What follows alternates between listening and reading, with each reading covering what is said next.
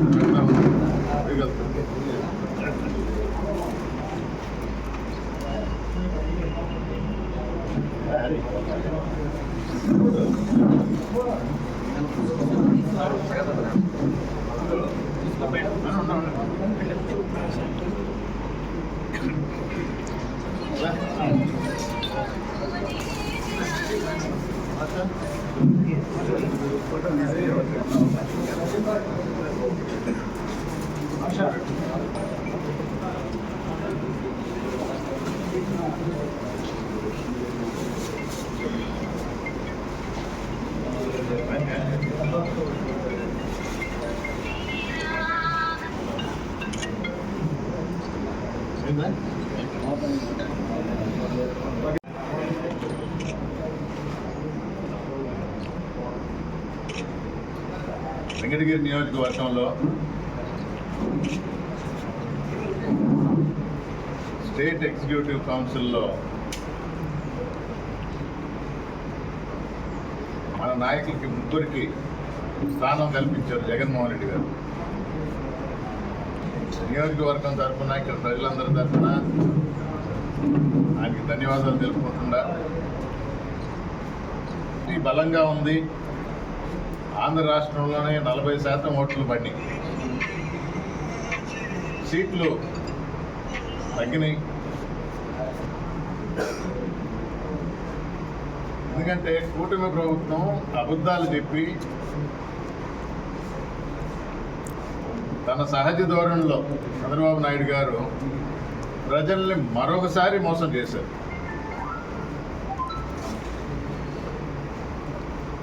తొందరగా గ్రహించారు ప్రజలు, అరే మళ్ళా ఆయన మాటలు విని మోసపోయాము అని.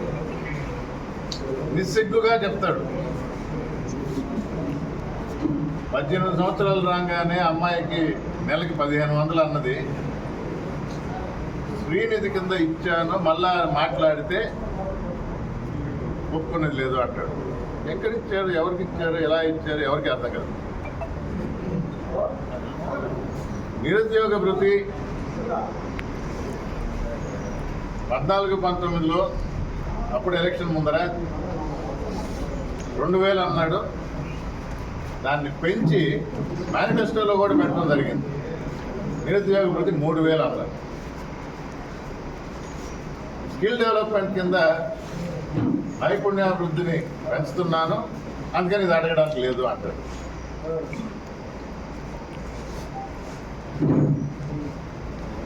ఇచ్చిన హామీని తుంగలో దక్కడంలో మొట్టమొదటి వ్యక్తి, మోసం చేయటంలో దిట్ట, అబద్ధం చెప్పడంలో ఆరితేరిన వ్యక్తి చంద్రబాబు నాయుడు గారు. సందేహమే లేదు.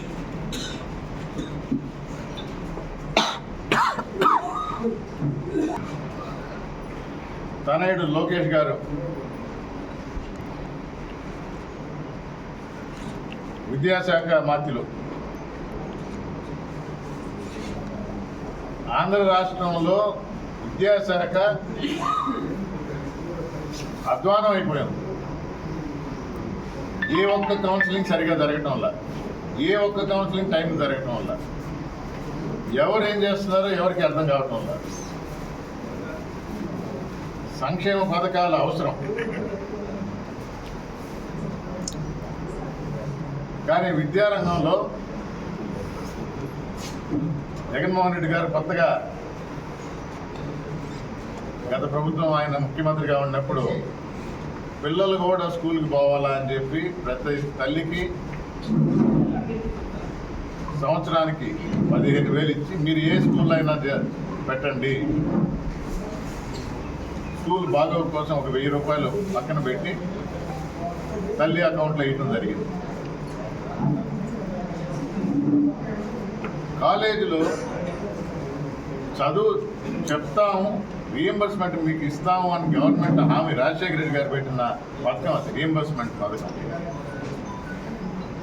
7 క్వార్టర్లు అంటే 1.5 సంవత్సరం పైన అయినా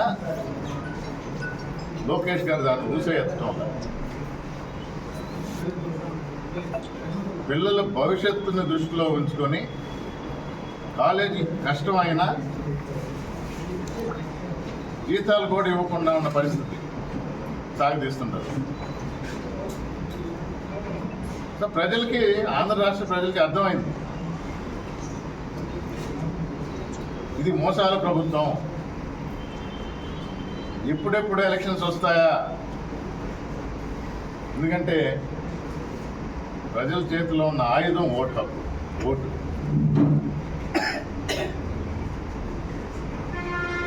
చంద్రబాబు నాయుడు గారికి ఇది కూడా తెలుసు. అందుకని ఆయన ఏ ఎలక్షన్ కూడా పెట్టడు. రేపు మున్సిపల్ ఎలక్షన్ అయినా, పంచాయతీ ఎలక్షన్ అయినా, లోకల్ బాడీ ఎలక్షన్ అయినా పెట్టే ధైర్యమే లేదు.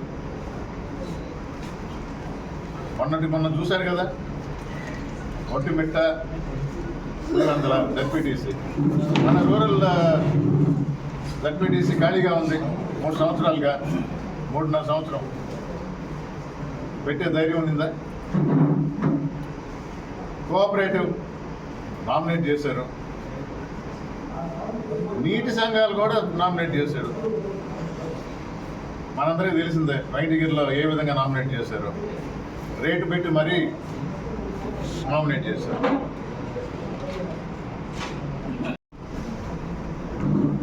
కానీ వైఎస్ఆర్ కాంగ్రెస్ పార్టీ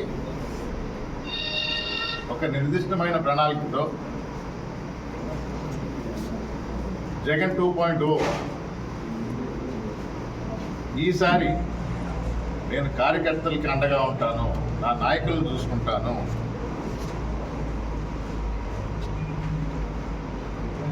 చిన్న పొరపాట్లు ఏమైనా జరిగితే సరిదిద్దుకొని ముందుకు పోతాము, ఈ విధంగా మరింత బలోపేతమై పార్టీని అందరినీ సంఘటితమై ఒకే ఘాటిలో తీసుకువచ్చి ముందుకు తీసుకుపోవడానికి పార్టీని గ్రామస్థాయి వరకు పటిష్టం చేయాలి అనే సంకల్పంతో పైనుంచి కింద వరకు పదవులు ఇవ్వటం చెప్పటం జరిగింది. దానిలో భాగంగా మన మస్తాన్ యాదవ్ గారికి స్టేట్ ఎగ్జిక్యూటివ్ కౌన్సిల్లో మెంబర్గా చేసి 175 కాన్స్టిట్యున్సీలు, 5 కోట్ల మంది జనాభాలో 120 మందే ఉండరు కౌన్సిల్లో మెంబర్స్. చాలా బాధ్యతతో కూడిన పదవి. తప్పకుండా దానికి న్యాయం చేస్తారు మన మస్తాన్ యాదవ్ గారు. ఆయనకి అందరూ సహకరిస్తూ, నాకు తెలిసి అంటే స్వార్థంతో కూడుతుంది కాబట్టి ఎవరికి ఏ పదవి ఇచ్చినా ఇక్కడ వెంకటగిరికి నియోజకవర్గానికి ఇన్ఛార్జిగా నన్ను నియమించింది కూడా జగన్మోహన్ రెడ్డి. సో వీరందరి బాధ్యత నన్ను గెలిపించుకోండి. తప్పకుండా దానిలో మస్తాన్ యాదవ్ గారి కృషి ఉంటుంది. అందరి సహాయ సహకారాలు అందరినీ కలుపుకొని పోతూ బ్రహ్మాండమైన మెజారిటీతో ఈసారి వైఎస్ఆర్ కాంగ్రెస్ పార్టీ మరొకసారి జగన్మోహన్ రెడ్డి గారే మన ముఖ్యమంత్రి అవుతారని తెలియజేసుకుంటూ